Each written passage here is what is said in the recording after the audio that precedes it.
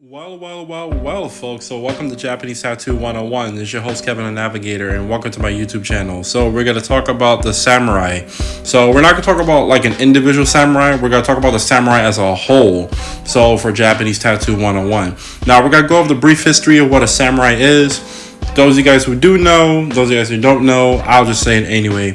So a samurai were hereditary military nobility and officer caste of the medieval and early modern Japan from the late 12th century until their abolition in the late 1870s during the Meiji era.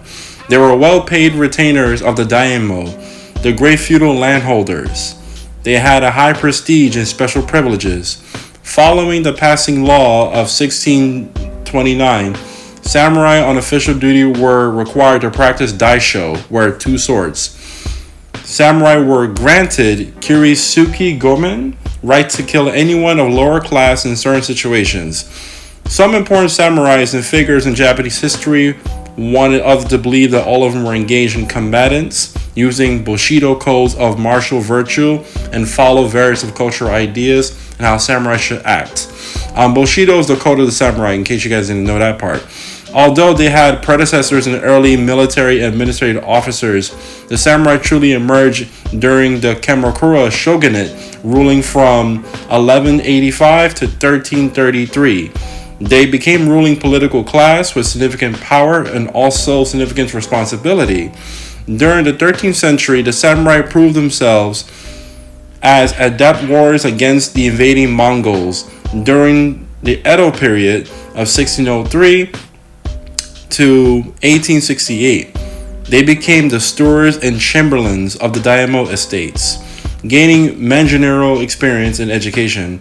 In 1870s, samurai families comprised of 5% of the population. As modern militaries emerged in the 19th century, the samurai rendered increasingly obsolete and very expensive to maintain compared to the average considered soldier. In the Meiji Restoration ended their feudal roles. They moved into professional and entrepreneurial roles.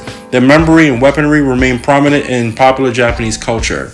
So, the terminology for Japanese is samurais, right? So Japanese historical warriors were usually referred as bushi, meaning warrior, meaning military family, according to translator William Scott Wilson. In Chinese, the character, I can't speak the Chinese character, was originally a verb meaning to wait upon. Accompany persons and upper rank of society, and this is also a true term in Japanese, suburaru. Can't pronounce that word. Sorry if anyone could help me with that. Can't speak Japanese. In both countries, the term were normalized to mean those who serve in attendance of nobility. The Japanese term suburai,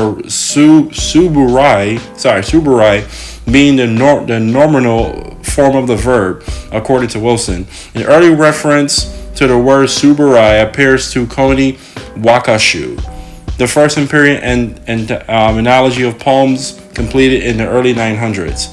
The modern usage of bushi often used a synonym for samurai. However, historical sources made it clear that bushi and samurai were distinct concepts. Also, with the former referring to the soldier or warriors and latter referring to instead of kind of hereditary nobility, the word samurai is now closely associated with the middle and upper echelons of warrior class. These warriors were usually associated with a clan of their lord and trained as officers of military tactics and grand strategy, while being samurai numbered less than 10% of Japan's population. Their teachings can still be found today in both everyday life and in modern Japanese martial arts. Now, since I've read the previous history of the samurai and what the meaning of the samurai is, and I didn't get a chance to do a video like this because I talked about individual samurais, which I did. So thank you guys for watching.